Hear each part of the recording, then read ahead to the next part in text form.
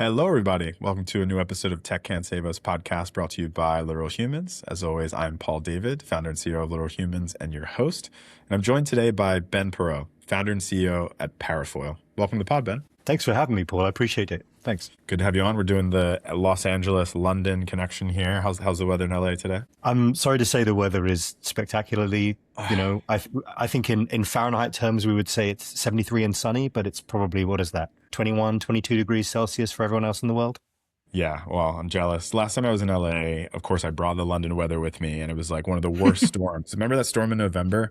That was I me. do remember that storm. Yeah, I'm so sorry. It was a big event for us. Thank you for bringing that. Yeah. We needed the rain, but it lasted a little bit too long. So, yeah. No.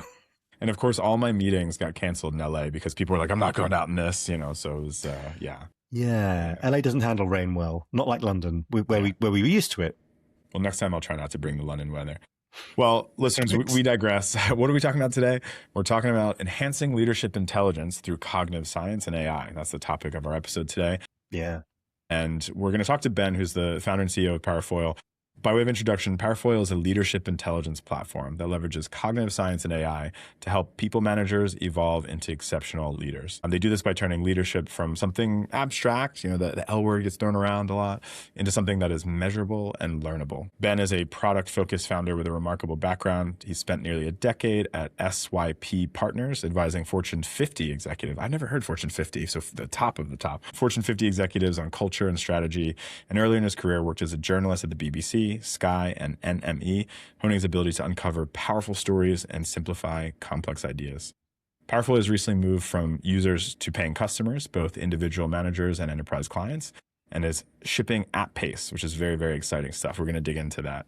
Well, welcome to the pod, Ben. Thanks, Paul. Yeah, it's great to be here. I'm excited to talk more about our growth journey and how it's going, and more about how you see the world too. Yeah. Well, listen, first things first, I really relate to what you're doing as someone who has had many ups and downs on my leadership journey. And it's a powerful thing when you start a business and you realize that, your sort of, how do I say this? Like your emotional energy is kind of the ceiling of the business, right? In many ways.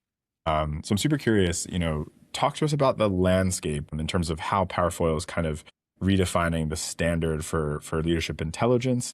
And how did you even know to get this started? Like, how did you know that people will pay for this? You mentioned, great question. You mentioned a personal affinity for the problem space. I also had a pretty significant personal affinity for the problem space in that, I started my career as a manager in the newsroom when I was 24 and started leading people and was honestly not great at it, to say the least, and had to learn a lot of the things about leadership that I have done through practice over many years. And actually, the average time span between when you get promoted into a people manager role and when you actually get support and training is on average 10 years. So if you can imagine, I was 24 and then I wasn't really getting a great deal of feedback. I was honestly a little too insecure to ask for feedback. And then it wasn't until in my 30s when I really started to get much feedback about how I was doing.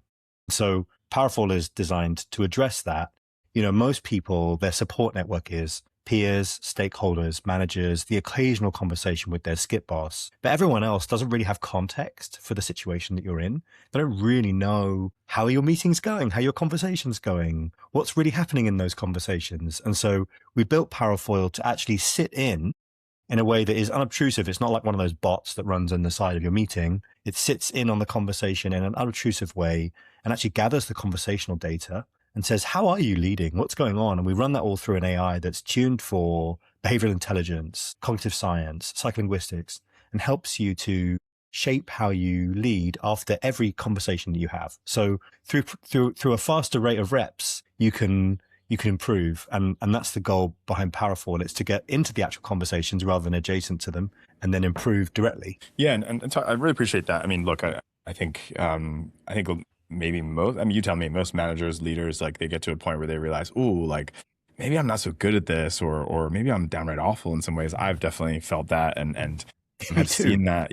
Like, so I'm sure getting people to admit that, or, at least, kind of relate to that is maybe a challenge in what you do. But talk to me about like the broader landscape. Like for me, it feels like we have a crisis in leadership and management. Yeah. Talk to us about that. Like, what is the moment that you're meeting? What does it look like out there? Yeah, we've spent a lot of the last 40 years driving the idea of performance around how fast we can route tasks through a system, all of the stuff we previously called the hard skills of leadership. But I think what's happening is we're in the midst of a pretty significant AI, let's call it a revolution. We can call it an evolution if we want, depending upon the speed at which it's hitting us. And we're also seeing, after the end of the zero interest rate period, a great flattening of management structures inside organizations. And so take one example, Dell, based out of Austin, Texas, is asking its managers, everyone under the VP level, to go from 5 to 20 direct reports over the next year. And so they're significantly changing the shape of their organization.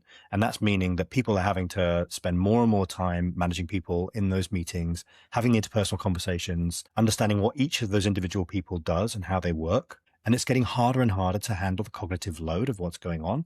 And so from my perspective, the landscape is getting more complex than when we started first leading people. It's getting really, really hard. And so the opportunity there is, how do we lift that cognitive load off the individual so that you have some help, you have some support, you have some partnership when you're thinking about how to become. And I've felt that the cognitive load, and I appreciate that you brought it up, because, my sense is that we just are structurally put too much on one person. Like I think our governments, our businesses, are not structured well. So of course we have these, incredible leaders like flaming out and acting, strangely. I mean, I'd be curious to hear your opinion about it. But I felt that, like, having a busy day at the office, then I go home and I just have no bandwidth for, like, my partner and my friends and my family. And that shouldn't be that way. It's not fair, to them or to, my team even as well. So really appreciate that you're addressing that concern here. I completely empathize with what you're saying, in that there was a moment before I worked in this role where I was working in consulting, and I looked up at my calendar and found that I had 26 meetings in a single day. And that is the life in consulting sometimes. It's only 24 you're dealing hours. With a large do you know what I mean? How do you even get stuff done? And so you find yourself diving between one 15-minute meeting to another 15-minute meeting, which was scheduled for half an hour, and you only turn up for half of it. Just the cognitive load there is getting impossible. And so I think we need to find better ways to cope with that stuff. And one answer is less meetings. And I think it's important for us to be more intentional about meetings. Yeah. And the other one is to how can we make more out of the time that we spend? Yeah. I've seen a lot of movement towards, sort of, what is it, like high documentation, low meeting cultures. And how do you do that? How do you, put that in place? So yeah, that's a topic for another day. But let's get into Parafoil as a product, right? So you sort of translate data into human-centric insights, which we love. That's why we named ourselves. We think, anchoring in the human across the board, nets you many wins.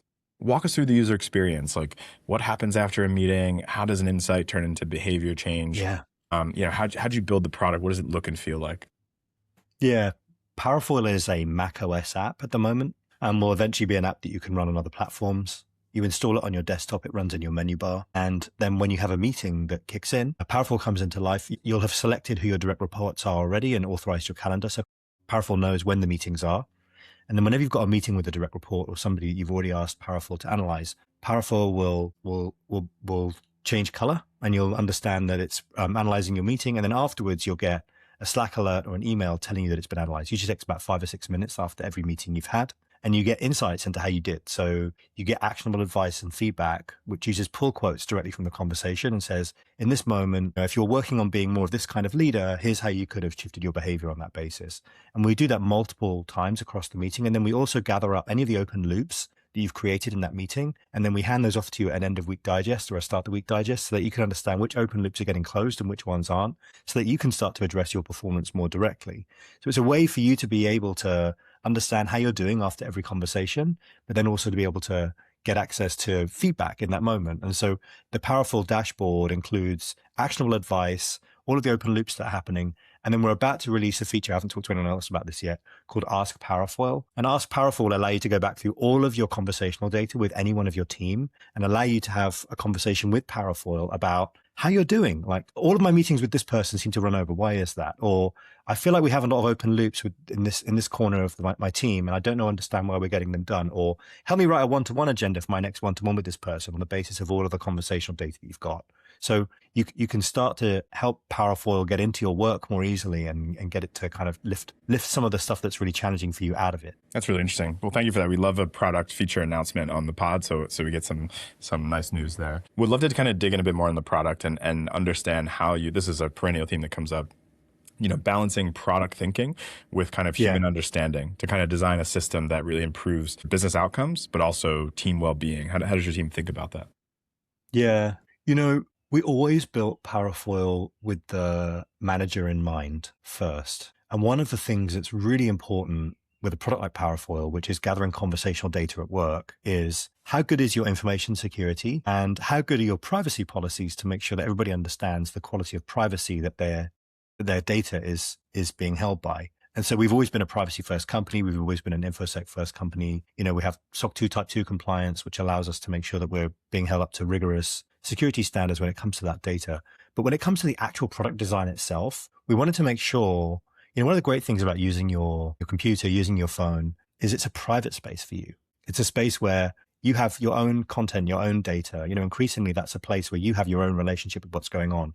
Parafoil needs to enhance that relationship and make sure that what you have in there feels private and is precious to you. And so you can go in there and be told hard things about how the way that you show up at work and not feel like that stuff is going to get shared with anybody else. And so we made that decision very consciously. Now, on the other side, Parafoil has a dashboard that the leadership or human resources team within inside an organization might have access to.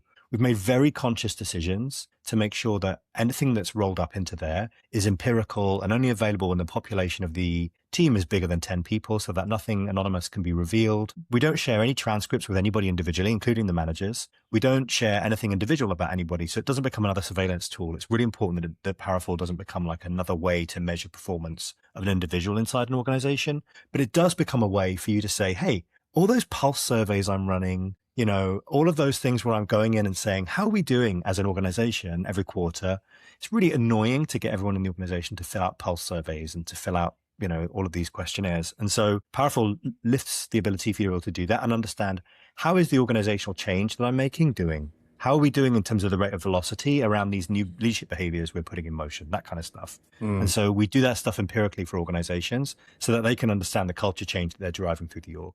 So I want to make sure I understand it right. So it sounds like and I like this if I understand it correctly, the shift from, hey, we're constantly surveying the team to kind of understand how the leadership is landing, versus no, we're kind of bringing that in and we're sort of analyzing ourselves, sort of how things are landing, putting that burden on the manager, and giving them various tools to do that. Is that a right sort of summation, or did I get that wrong? That's right. That's right. And then there's a wall between them and anybody else in terms of leadership and what they can see, so that there's guaranteed privacy for the individual. Interesting. So there's no connection to sort of like annual reviews or, any sort of assessment, I guess. No, I mean, we suggest that most organizations want to run their performance cycle the way that they want to. And if individuals choose to submit evidence from Parafoil into their own performance review, that's really up to them. But we're not building ways for the organization to go and start to use that as a performance tool. Yeah, no, that's different. Yeah, I mean, it strikes me that, often, we have all these professions that move people into management and leadership without actually like a pathway and, learning and development. Yeah. And it's kind of like, I come from the education world. So, hey, you were a great science teacher for 10 years. Now we're going to make you the CEO of a multi-million-dollar, enterprise that we call a school. And you're going to be great at that because somehow legal and budgeting and P&Ls, so there's a real gap there. It sounds like you're filling. So yeah, that's fantastic. To that point, talk to me about cognitive science. So like, how are you leveraging cognitive science to make leadership measurable and learnable? Super interested in this because we leverage behavioral science and cognitive science in the work that we do. So want to learn from you. We reveal a lot about ourselves in the conversations we have. And a few years ago, I was introduced to the work of a chap called James Pennebaker, who had done a lot of the foundational work on psycholinguistics. And I'm sure you're aware, and many of your audience are too. Psycholinguistics is the study of what your language is saying about your cognitive state and what it reveals about how you're thinking. And so, by using psycholinguistics, you can understand all sorts of things about team cohesion. You can understand how innovative a group is likely to be. You can do a lot of the personality assessments that you used to have to historically do through reported data. You can now do individually. So assuming everybody gives consent, because that's a really important part of Parafoil, then you can start to measure those sorts of things much more accurately than you were able to do through surveys. And so Parafoil uses psycholinguistic analysis and cognitive science, behavioral science, to understand the linguistic output of any conversation that leaders are having with their teams, to be able to say about the leaders, not so much with the teams, about the leaders, what does this say about your cognitive state? Ranging from things like, what is the leadership style you're using in this moment, to how good is the language pattern matching that's happening between the two of you? And therefore, how likely are the two of you to be able to work cohesively going forward? When are there moments when you're opening loops and you're losing the team? And therefore, are you able to bundle those two things together and say, here are some moments where you're not necessarily driving progress with your team because you're opening loops and you're losing the team. And we can spot those moments and spot those early signals of burnout. And sometimes over the course of time, because one of the wonderful things about using compute is you can measure lots and lots of data over a longer period of time than maybe a human can necessarily remember it. We can start to shape insights and understand more about who you are and how you behave and how you think. And therefore, we can use that to start to shape a better understanding of how you might lead in the future. That's really fascinating. Any book recommendations from Mr. Pennebaker? Yeah. To start with, yeah. Yes. Got him In at the fact, ready. I'll bring one out. Here we go. So Pennebaker's book here, The Secret Life of Pronouns, is a very useful book. Actually, the English teacher in me is just like, I'm loving this. Like, yes, pronouns, let's go. Yeah. Right. Yeah. You know, most of what Pennebaker built his work around, he did a lot of work on journaling as a means to process trauma in the 1980s. And then in the 90s, most of his work was based around this idea of measuring what we consider to be junk words in a conversation. And so a lot of those junk words, pronouns, prepositions, the use and choice of all of those is actually what reveals most about our cognitive state, even more than the content words. And so you can actually strip most of the content words out of a conversation transcript and just measure prepositions, propositions, pronouns, and you get quite a lot of understanding and data about how that person thinks. So that's why I think that book is so interesting, because it revealed a lot to me and was kind of foundational in why we chose to start the company. That's amazing. And pronouns are hot right now. They're a hot topic. They're big news. So completely, yeah. Yeah. Let's jump in and talk about your growth strategy. That we'd be remiss if we didn't ask about that as a growth consultancy. Would love to kind of understand your strategy for scaling what feels like kind of a new category. I mean, you can correct us. So leadership intelligence. I think the intelligence word is really interesting lately, because we were just in a pitch earlier today that was all about energy intelligence. So using data from the grid to make better, greener decisions about how we use energy. I like that. Yeah. It's a cool one. Hopefully we win it. Send us some good energy. Yeah. I hope you do. Yeah. But like this idea, we live in a moment where like people are just like, they're overwhelmed and they're awash in data and content and AI slop. And so how do we move to curation and intelligence and some level of insight that's pulled out of all that? I would love to understand how you're kind of thinking about, are you thinking about building that category? And your founder who's kind of building a 0 to 1 product with probably not many competitors. You can correct me on that. So what have been some of the biggest roadblocks that you found in defining this new category? Yeah, I'll say the market is hotting up. Okay. And so it's interesting. I think just in the last 9 months, we've seen a lot more energy in this space. I think people are realizing the value of their conversational data. A lot of the AI revolution is about where there are different points of data and what is the best use of that data in order to create the most amount of value for me as both an individual or our organization. So Parafoil is built as a response to that. But I also felt like having something that's in the conversation was important. And so our growth strategy is really about understanding the user problem at the heart of it, which is most managers really want to be doing better. And anybody who's committed to their performance at this point, if you're an athlete and you're committed to your performance, you probably have a coach and you probably use Strava or one of those tools that measures your performance in some way. And our belief is that most people who lead want more instrumentation for how they might do so. You think about high performance jobs like flying a plane. Historically, flying a plane right at the very beginning of being a pilot, I imagine at the birth time of flight, there was just a couple of levers. You were moving the flaps and the ailerons. I don't know anything about flight, so I don't know. Just Orville and Wilbur just yanking the chain. Orville and Wilbur just yanking the levers, right? And that's kind of what we've been doing with leadership for a while now, right?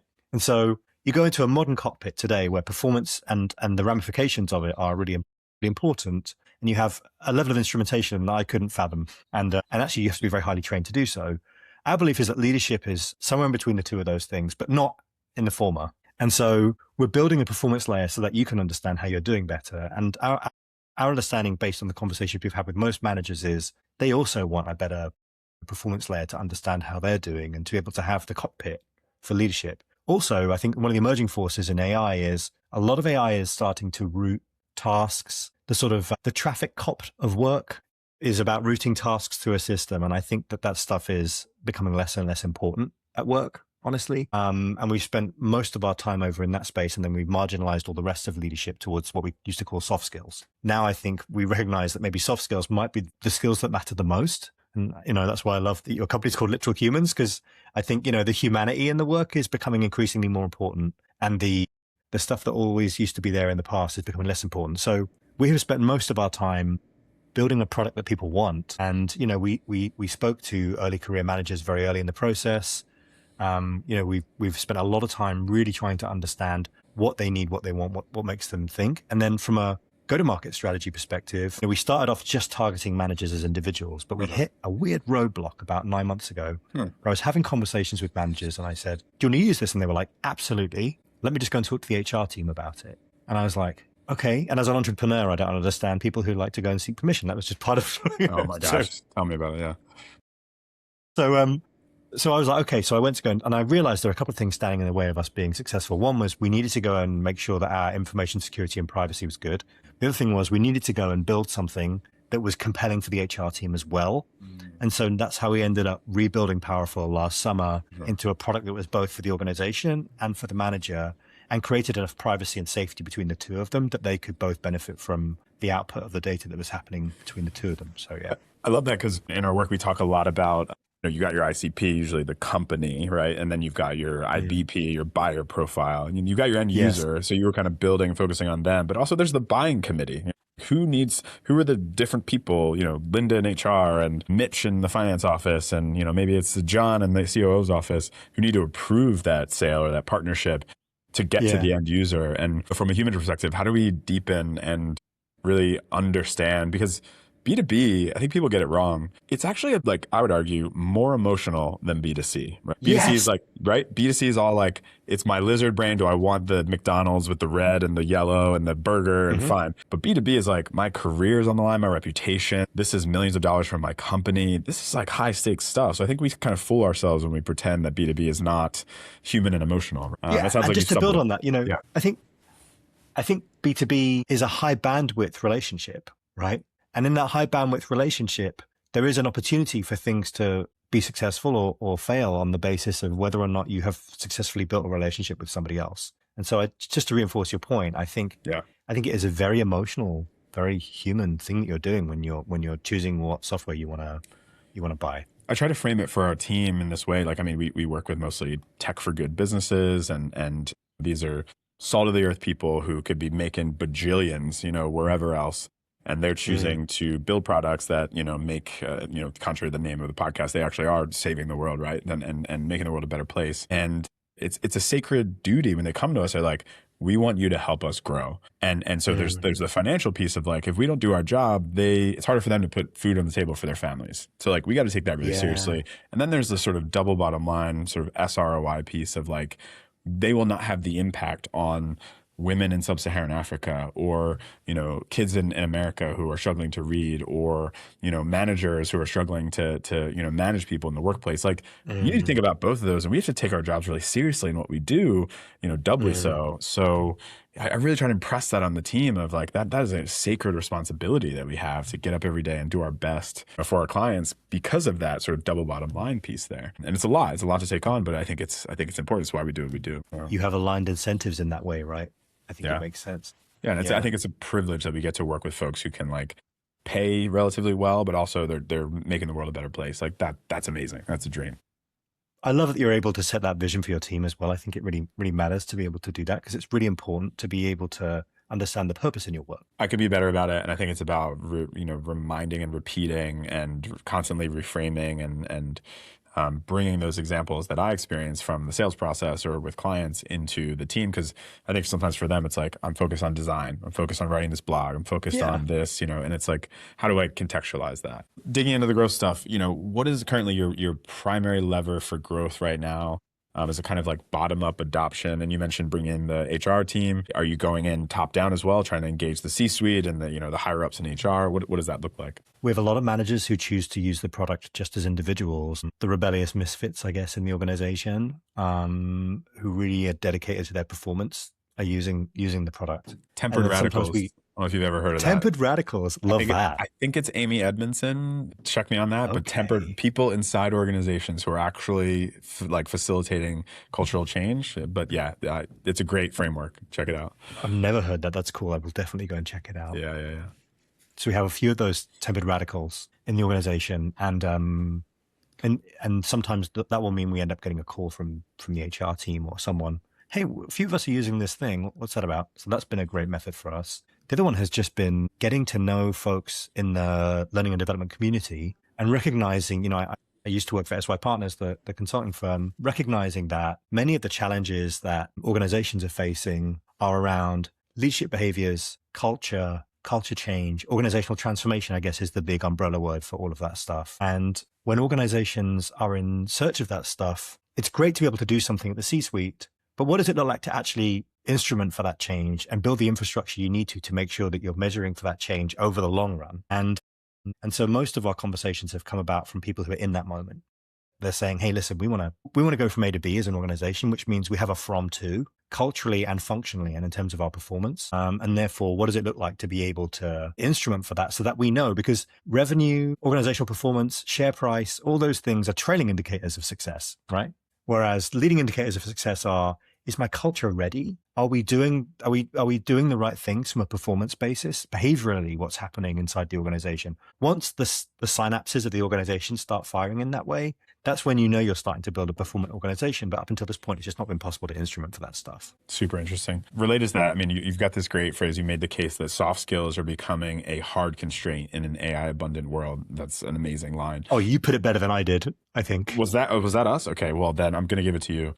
But I mean, I think it aligns really well with your product and what it's hoping to accomplish. How do you like sort of position that and scale that when you have, it seems like we're living in an era where it's all about revenue now. It's all about profit.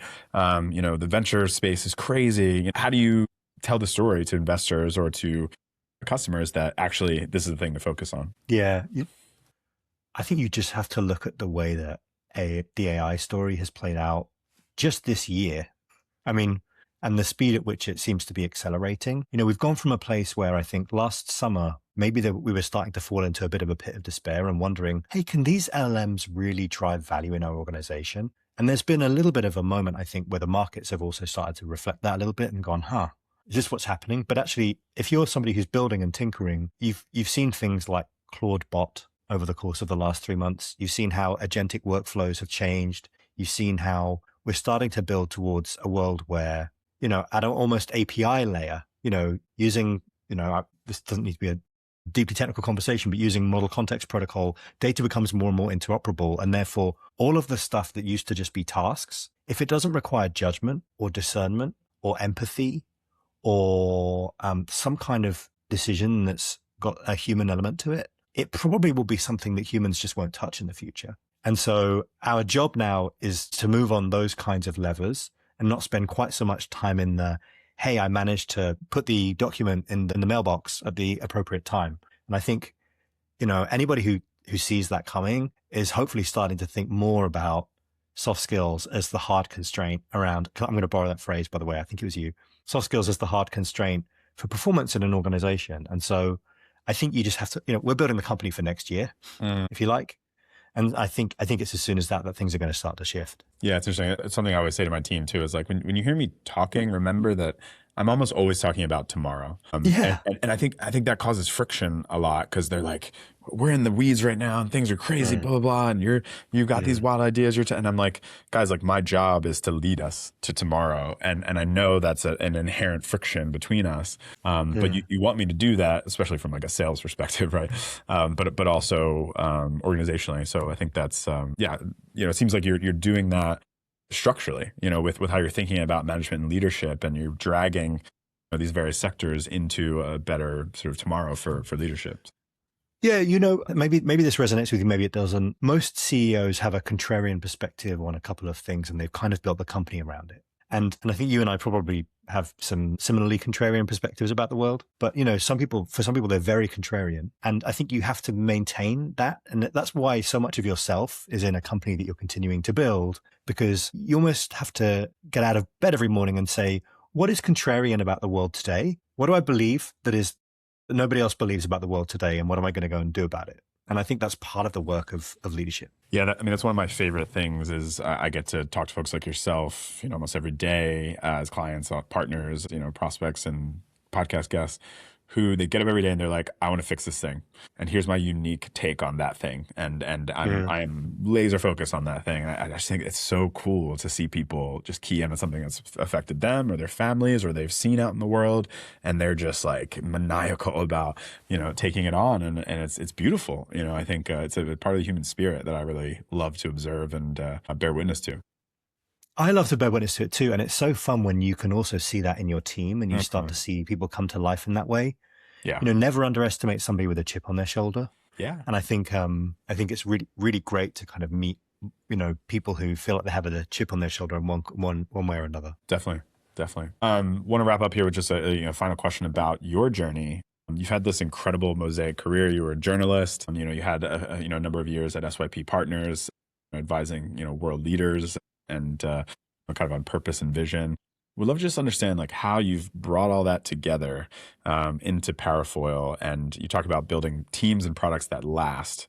We'd love to understand how you've brought all that experience together to sort of build lasting team cultures and products that will change leadership and management. Yeah, mosaic is a nice way of putting it, Paul. I would say my career journey has been unconventional at best. And I definitely, about halfway through my career, probably had a few recruiters saying the same thing too, about, 10 years ago or so. Yeah, you're not a recruiter's ideal. But like, do you want to be? Like that's another question. Oh, I'm not, I'm not anybody's slam dunk for any of those things, that's for sure. Journalism set me up for a career where being in search of the most fundamental truth I can became important. There is, it's very hard to imagine that there is an entirely fundamental truth, but always trying to understand what is the closest to reality that exists between two people is always really important in any relationship. And I try and do that in my teams. And I think I'm consistently in search of trying to understand more about, what is the fundamental truth about how people behave with one another at work? How can we try and nurture better relationships at work?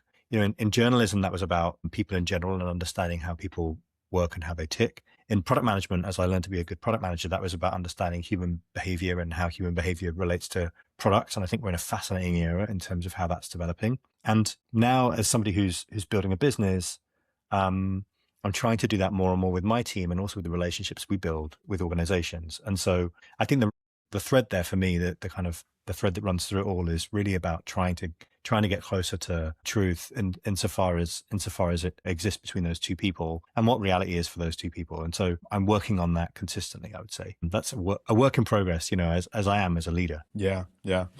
Well, I love what you're doing. I mean, I think on so many levels it resonates. Talking about the professional space, we've got a couple of values at Literal Humans, and I was looking over them the other day, talking to candidates I was interviewing about them, and I realized that they're all about largely how we relate to each other and our clients, and they're not like product focused. They're not like, widgets at this rate. It's always learning, consistently accountable, professionally playful. Sold out from a gaming company. It's my favorite one. And brave-hearted. And I love that you've like infused, sort of leading values in terms of management and leadership in the AI era where people are turning to machines, but now we have to kind of like, how are we treating each other in this world? And you build an incredible product out of it, and you're changing lives, you're changing cultures and businesses. So, thank you for what you do, and I'm very impressed, and would love to support and root on your journey. How can folks find out more about Parafoil and the great work you're doing? Where can they find you on the interwebs and maybe invest and support your mission? Well, thanks. Yeah. I mean, you can email the whole team using the email humans@parafoil.co. And that's a way to make sure your email gets seen by humans. And then, I'm on LinkedIn under Ben Perreau. I love talking to people about this journey. I'm really grateful for the nice things you've said. I think honestly, what you're doing at Literal Humans is enormously valuable. And I think, in a world where so much work is automated, it is important to have literal humans thinking about how you're going to continue to grow and drive value in the world. I hope this is the first of more conversations between us too.